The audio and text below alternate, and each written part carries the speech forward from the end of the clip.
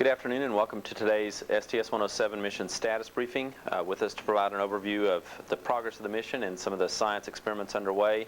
To my right is Phil Engeloff, the STS-107 mission operations representative.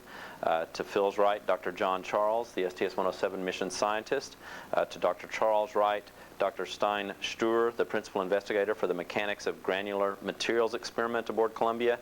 And to Dr. Stuer's right, Dr. Weijia Zhao, principal investigator for the Astroculture experiment. We'll hear from each of these gentlemen and then we'll open it up for questions. Phil? Thanks. Well, happily, my comments today are a lot simpler and briefer than yesterday.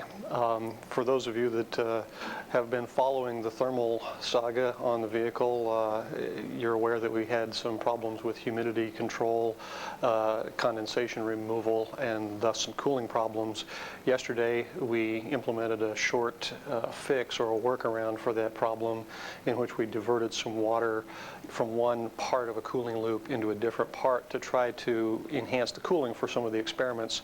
That was successful, and today I can report that we were back into full-up operations, and the previous discussions that we were having about a somewhat more invasive repair have gone away. There does not appear to be a need for that, and the configuration that we're in today is cooling the vehicle adequately. We think we'll be able to operate in this configuration for the rest of the flight. The experiment that was at some risk able to do simultaneous ops with the other experiments, VCD, is in fact running as we speak, and the thermal condition of the vehicle all looks good with the simultaneous operations. So we think we're in a good stable configuration for the rest of the flight from a thermal standpoint. Again, the crew is doing great as they have been all through the mission. The timeline is progressing well and we're keeping up with the workload. Everybody's in great spirits and we're looking real good for the rest of the mission. That's all I have. Dr. Charles? Thank you, Phil. It's been a good day in space for science aboard Columbia. A lot of things got accomplished yesterday, and I'm going to go through them briefly, and then we'll hear from two of the investigators who had experiments that are going very well in flight, Dr. Stein Stuer, the mechanics of granular materials, and Dr. Weijia Zhao, who will tell you about the Astroculture experiment, both of them very interesting.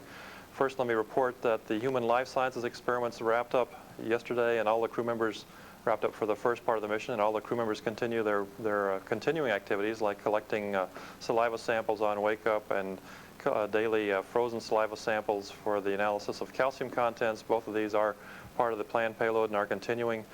Yesterday, the microbial physiology flight experiment successfully resumed incubation. There was a problem with one of the carriers, one of the trays that carries cards that have experimental specimens on them. It jammed in the reader, but it turned out that the card tray was the problem, and the cards, unfortunately, the data on those cards was lost, but the subsequent card tray worked well, and the data of the experiment is resumed. So we expect to get success on 5 out of 6 of those card trays.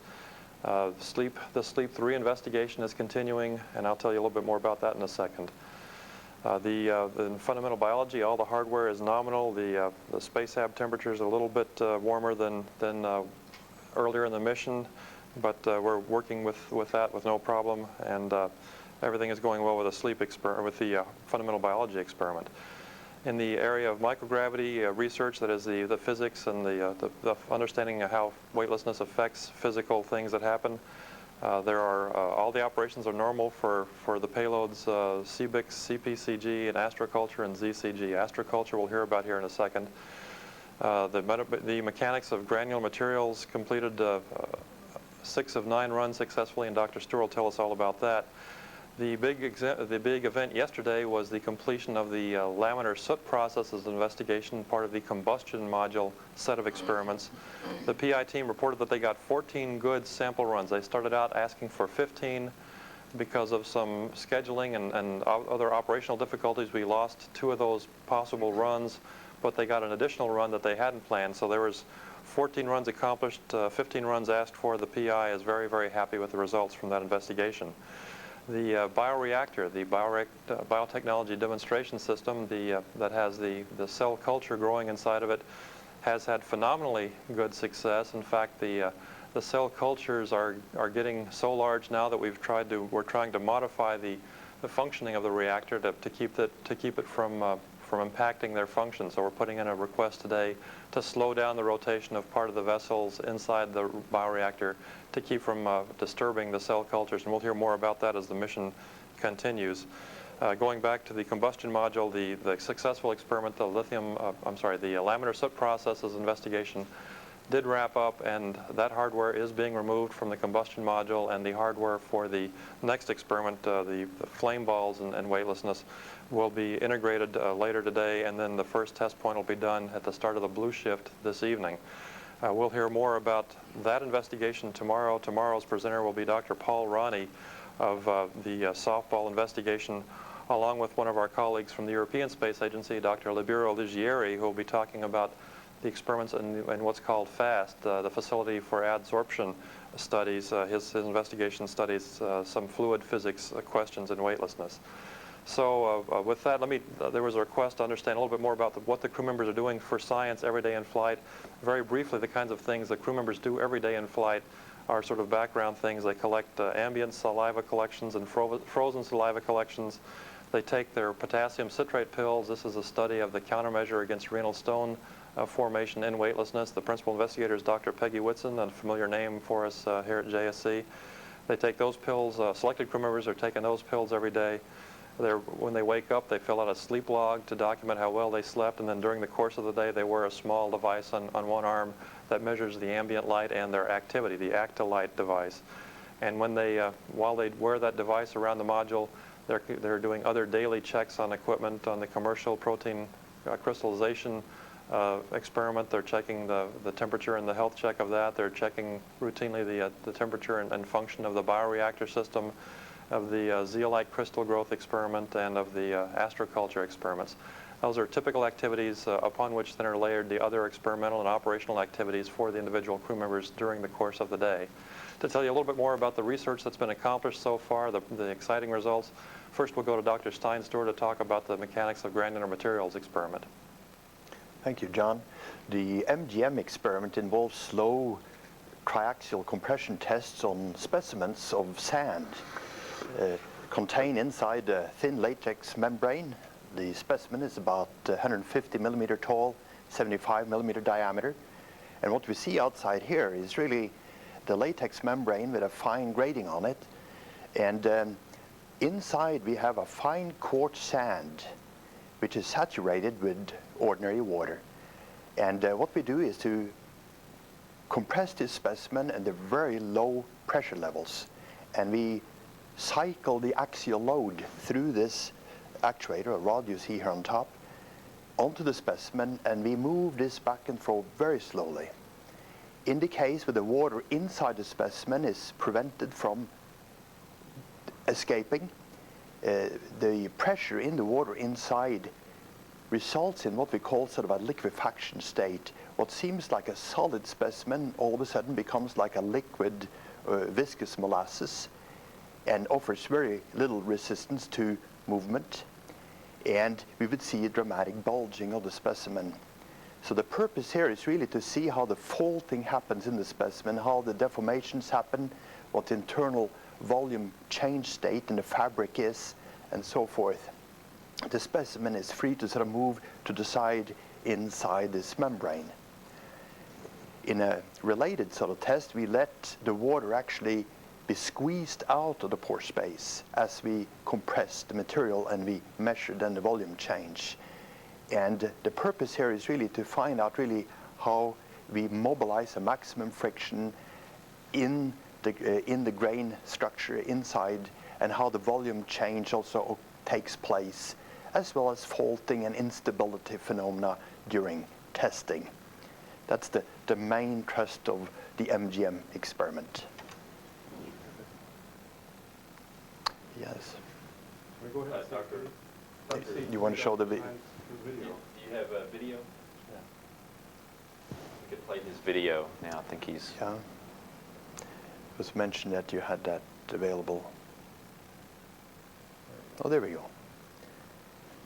Go ahead and describe what we're seeing here. What we see here is really views from three sides of the specimen, 120-degree views in.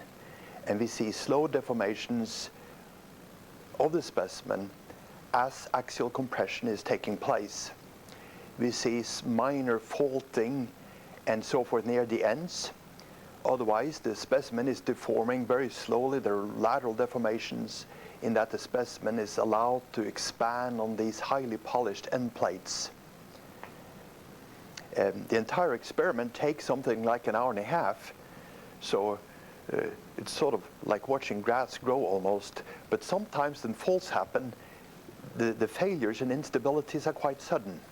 And the good thing about conducting this in microgravity is that we can sort of suspend the phenomena. We don't have a gravity-induced collapse when this takes place, which enables us to investigate really the underlying phenomena and causes, effects, and so forth. Thank you very much, Dr. Stewart. And Dr. Zhao, you want to tell us about the Astroculture investigation now, please? Yeah, it's truly fascinating to see two flower plants doing very well up there as we speak. The bloom of the flowers not only provides the appreciable tasty, but most importantly, provides the expected science return. This experiment is sponsored by International Flavors and Fragrances Incorporation, a New York-based world lead manufacturer of perfumes and personal care products.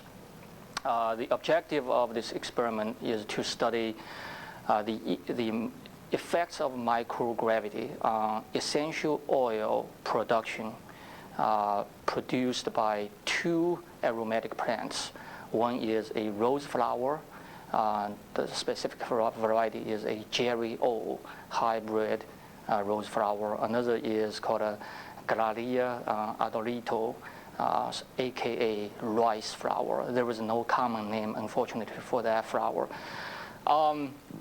The science challenges for this experiment are one, to select a plant which will fit perfectly inside the Astroculture plant chamber.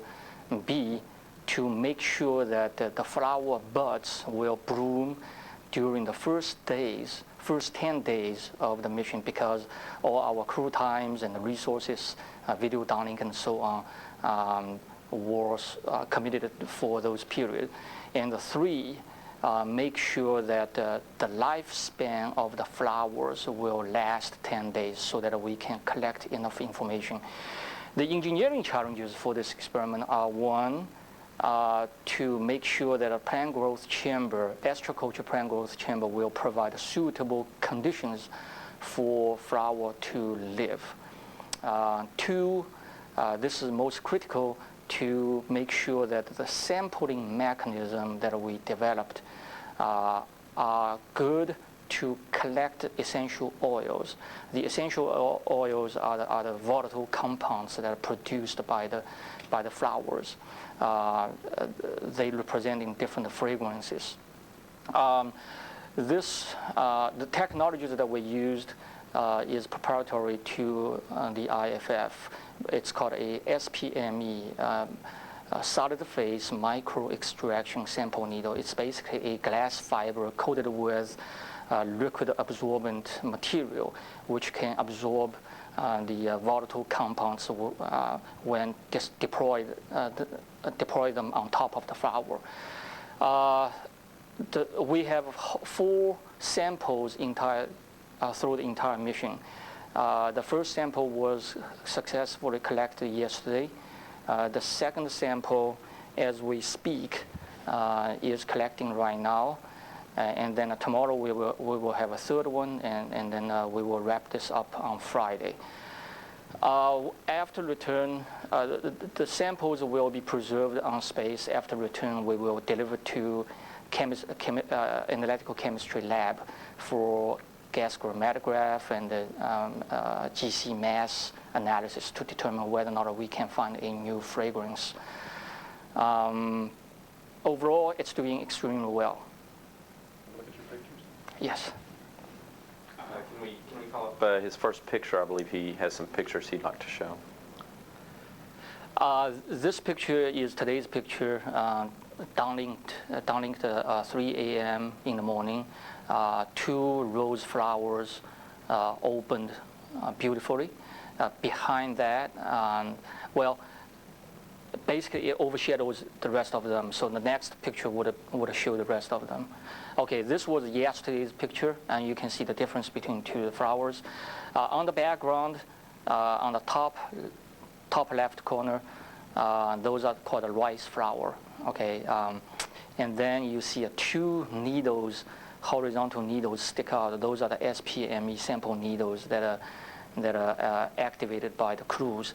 They are deployed on top of the flower for 2 hours to make sure that adequate volatile compounds have been collected and stored in the fibers, and then they will be retracted and preserved in a sealed vacuum chamber that are inside Astroculture. I think that's all I have, John. Thank you. Thank you, Dr. Zhao. And as a reminder, tomorrow then we'll be hearing from Paul Ronnie with the flame balls experiment and Dr. Ligieri with the adsorption dynamics in rheology. Okay, thank you. And with that, we'll take questions now, starting here in Houston, if we have any. Thanks. I'm Mark Carreau with Houston Chronicle, and a couple questions for Dr. Zhao. What makes the fragrance change in space? Do you know why that happens? And when do you know that it's happened? Do you know that it's happened while the experiment's underway in space, or do you know that only after you've returned the samples to the ground and submitted them to the analysis that you mentioned? Good question. Number one, we know through more than a decade of research in space, particularly plant biology research in space, we know that space environment will indeed affect plant biosynthesis.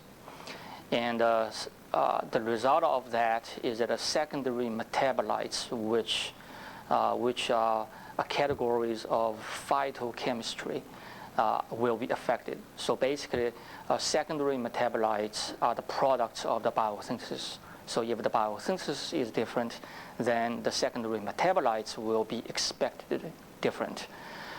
Essential oils or volatile compounds are a category of the secondary metabolites. So therefore, we anticipated that because of that, it will affect essential oil as well. Then to your second question, we don't know. We do not have a in situ or in vivo detection or analyzing method up there. What we do is we collect the volatile compounds or essential oil. They are the same thing, by the way. We collect them, we preserve them, and we bring them down to the ground and send to analytical chemistry lab for post-mission analysis. I need to point it out that we have a ground parallel experiment going on at the same time. So it will exactly follow the space experiment, grow in the same chamber, identical environment. We have an environment that mimics cabin environment and so on. Space-able double module environment on the ground. The only thing we cannot mimic is certainly a microgravity environment. So we will sample simultaneously, preserve them in the same way, and we'll send to the laboratory at the same time to do a parallel quantification. And I had an additional question, if I might.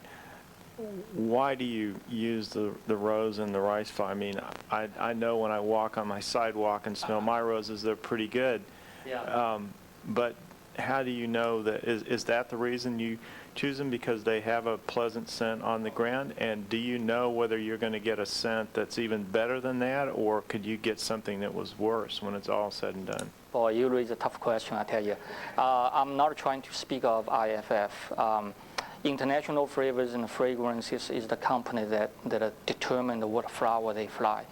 I can certainly say that the rose fragrance represents 85% of perfume market. So almost 85% of the perfume that you can mention contain rose fragrance. So it's a huge, huge market there.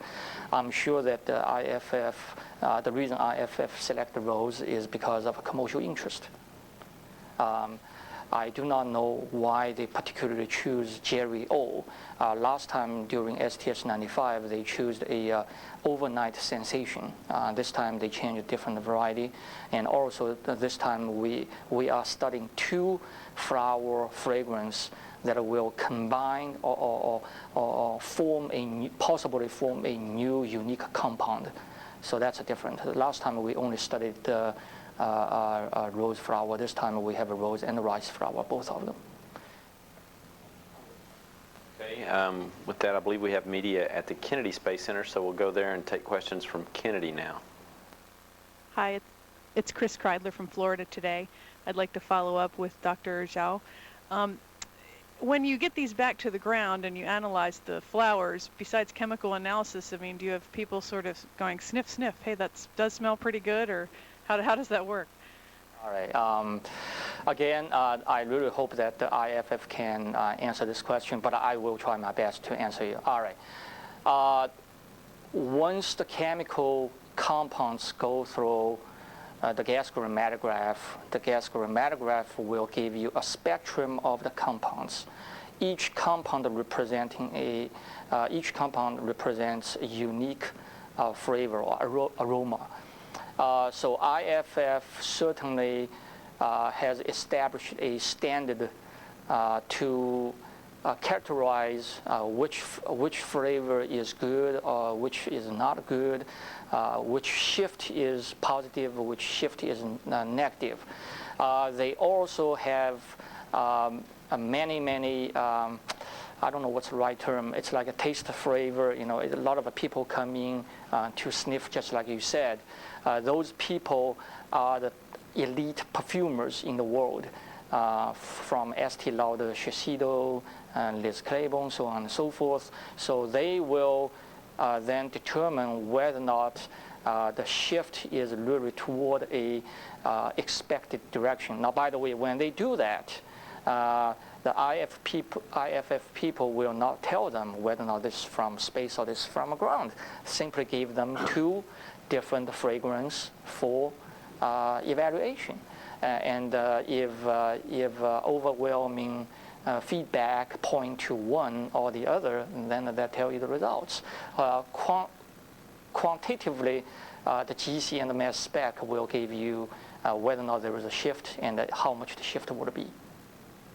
Okay, one more for you, and I don't know if this is something also IFF should answer, but suppose you hit upon the ultimate space fragrance and you want to reproduce it. Do you have to reproduce it in space, or can you then take what you've learned and sort of create it chemically? Fortunately, that I can answer. No, you don't have to. You don't have to send rows up there. Once you have a so-called reference model, what you can do is you can synthesize them on the ground. The problem with synthesize is that you need a preferable reference model. If you don't have a preferable reference model, then you don't know how to synthesize it. You can certainly try and error or randomly, adding this and subtracting that and so on. But once the space rows produce a preferable aromas, and then we will get a reference model, which is gas chromatograph and the GC mass. And then we can synthesize on the ground. I mean, when we say we, certainly IF people will synthesize on the ground. They have a top elite synthesizer. This is Kelly Young at Florida today for Phil Engelhoff. Could you give me an indication of what the crew actually did with their time off today? No, actually, we were fairly quiet on the loops. I can't really give you a lot of information about what the crew did. I'm sorry. This is Phil Chen, Earth News for John Charles. I guess I missed it. Which experiments were affected in the bacteria which had the problems with the trays, and which hardware, and is there any plans to try to recover that, redo that experiment? The microbial physiology experiment has 6 card trays, 6 holders that have, I'm not sure, maybe 8 or 10 different cards with different kinds of specimens, bacteria and so forth, on them. And one of the card trays, one of the card holders jammed in the reader, and they were able to get it out and decide that it was indeed a defect in the card tray, the card holder, because they put a reference holder in and it read fine. So it took long enough to troubleshoot that problem that the specimens on the card trays were exposed to ambient temperature, and they essentially died. They were no longer usable after 2 or 3 tries at this. So that entire experiment, 1 out of 6 card trays with the contained cards was lost for analysis. I don't know what was on the individual cards, but I do know that some of the specimens on those cards were also in other cards and other experiments, other card trays to be done before and after that one. So the science loss is less than 1/6, and the PI is not unduly perturbed by the loss of the contents of that 1 card tray. Okay, well, what I was wondering was whether or not it was the GOBIS experiment on I think it's the CBIX 2 hardware. I'm sorry, say that again? Was it the GOBIS experiment on the CBIS ITA CBIX 2 hardware, or is it something else? Something else. The CBIX is the commercial ITA experiment, and that's a different experiment. That's functioning normally. This is one of the human life sciences investigations, microbial physiology in space. Okay, and so far for the payload crew, how much of themselves have they given in terms of blood, saliva, and urine samples? Any way to quantify that? Yeah, I had those numbers yesterday, Phil, and you didn't ask. I'm thinking on the order of 6 venipunctures and 2 tracers injected per crew member over the course of 6 days. And several others, another tracer or 2 ingested orally, and of course then saliva collections, urine collections, as well as blood collections. But as far as what they're giving 100%. They're there for us 100% of the way, and incredibly enough, they're doing it enthusiastically. Yes, Marcia Dunn with the Associated Press. I have a couple questions for the Rose Doctor, please. Do you have any idea what the number of blooms are on the Rose plant? Yes. The specific plant that we choose has 6 buds on it. We have 4 buds relatively mature, which we anticipate that they will bloom the 3rd day in the mission, and then will last about a week. So completed terminated maybe by the end of day 10 or day 11. Another 2 buds are relatively immature. Probably will start a bloom maybe at day 7 or day 8. Thank you. And could you sort of better explain for me how the astronauts go about extracting the oils with the needles? Do they actually open up Astroculture, or do they push buttons, or how does it work? Basically, it's a push button. No, they do not open the chamber for a concern of containment, because you don't want to. The reason you want to collect strong essential oil or volatile compounds is try not to have them evaporated through the air. So that's why the experiment is designed not to open the chamber. Instead, we have a mechanism that designed, which is a part of the payroll. The astronauts, all they need to do is to activate and deactivate. Activate meaning that to extend the needles to a desired location. Deactivate meaning to retract them back into a preserved box. Thank you. And my last flower question, this different type of rose, as you mentioned, flew before in space, and IFF had reported a distinct space smell, and I'm wondering, was that, do you know if that was a significantly different scent, or just a little bit, or how would you characterize that? How unique actually was it? Well, now you really give me a real tough one. First of all, I'm not a good perfumer guy to start with. I do have 2 bottles of essential oil, original essential oil, one labeled as a space and one labeled as earth. I would say they are different. if I would say I could make arrangements so that if you like to, if you like to smell, tell the difference, I'm certainly happy to give you some samples and so on. But they are certainly different. One is more present and more mild, and I don't know whether that's even a good word. But anyway, one is rather strong. The space one is mild and present kind of aroma. This is Phil on Earth News for the MGM experiment. Saw something rather bizarre on NASA TV a day or so ago. Rick Husband was spanking the experiment as if it was misbehaving. Can you explain why he was doing that and how successful he was? Right, that happened after the first tests.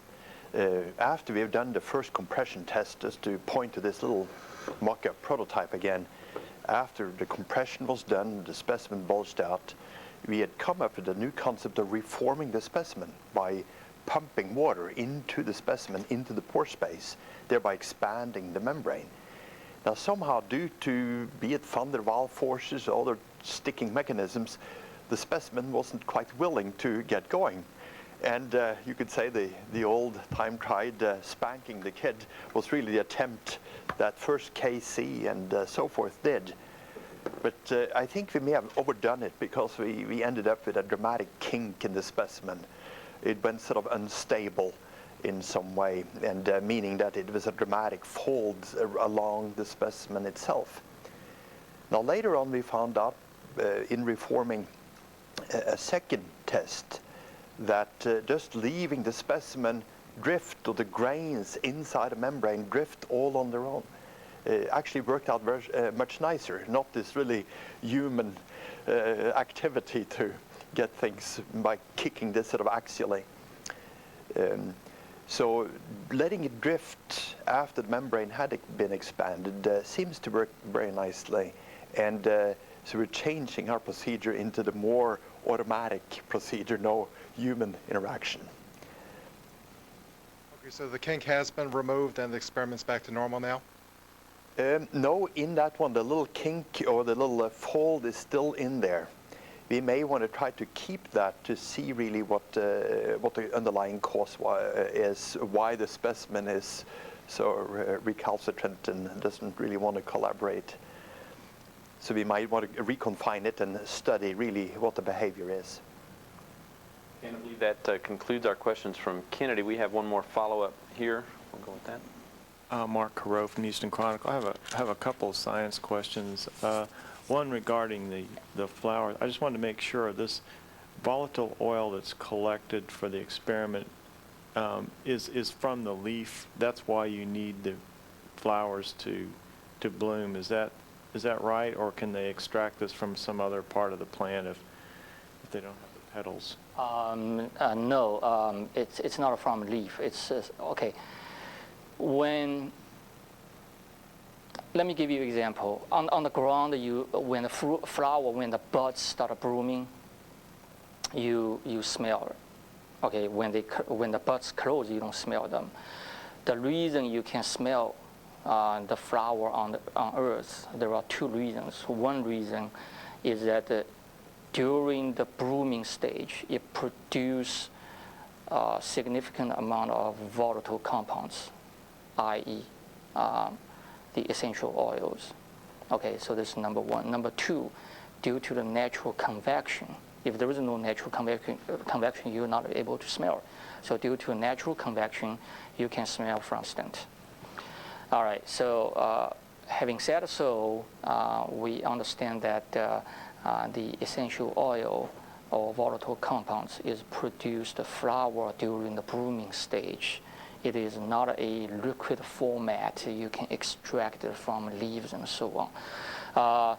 So it is a gas phase, not a liquid phase. It is a molecule compounds. We use a fiberglass coated with a liquid absorbent material. That's what proprietary. It's a material.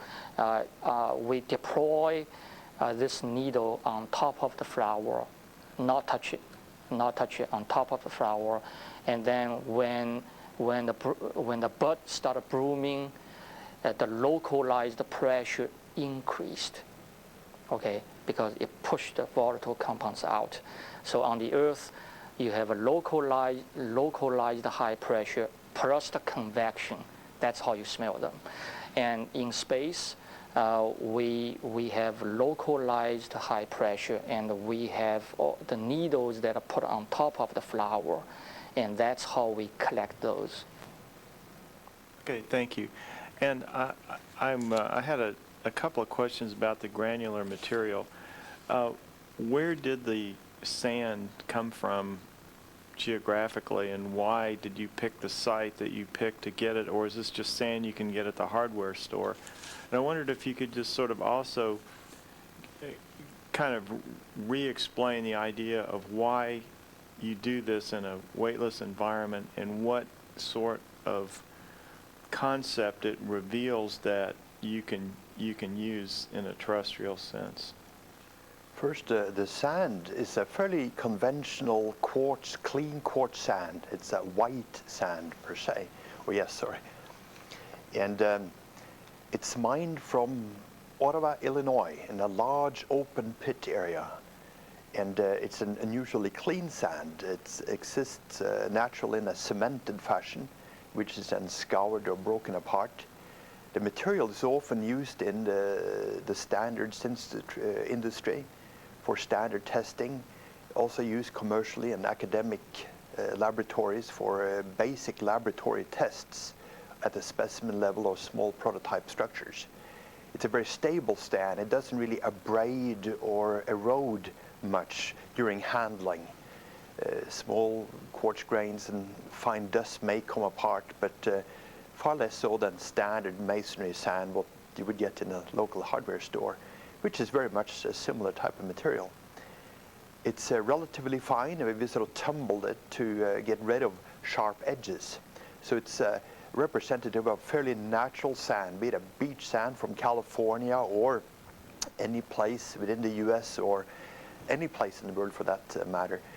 And the behavior of the material is mainly through interlocking, friction and so forth, and particle density or packing of the material initially makes up really or decides how this material would resist deformation per se. We should remind ourselves that in contrast to ordinary engineering materials, granular materials don't have any cohesion to begin with. We think of metals, plastics, whatever, they have a basic cohesive state, meaning that the material is pretty much contiguous and holds together like what you see in the rest here. But if you take sand and you pour it down, you have the classical pile of sand essentially. And to shape it, you need sort of a confining stress, a holding pressure to hold it in.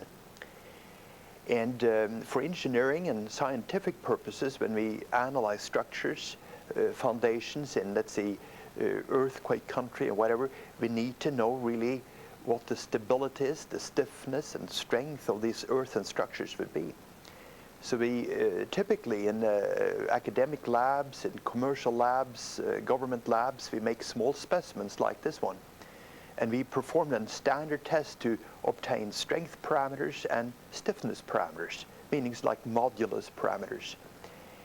And we typically do these at fairly high pressure because we know that when we stand this up in the gravity field, gravity acts on this. And then you deal with material characterization at the constitutive or element level. You don't want gravity to mess around with what you're trying to investigate. So we need then to look away from gravity, especially if you look at very low pressures, which may lead to liquefaction and instability phenomena. And in that case, if you were to test this at these low pressures we're doing in space here on the ground, this thing would essentially fall down to a heap of sand. So it's to remove that uncertainty that we're doing these in space. Now, we have found that very low pressures, call it the strength or the capacity of the specimen to resist deformation is greatly enhanced.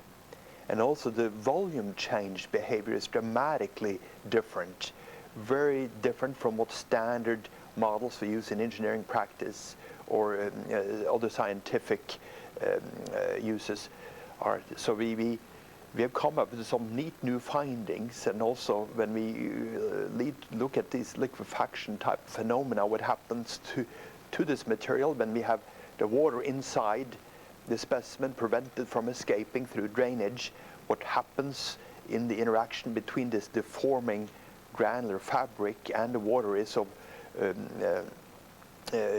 quite unusual. We see internal instabilities and flow phenomena. Essentially becomes like a liquid molasses, as I mentioned before, and this transition from a apparent solid to an unstable viscous liquid is something that is of great scientific importance.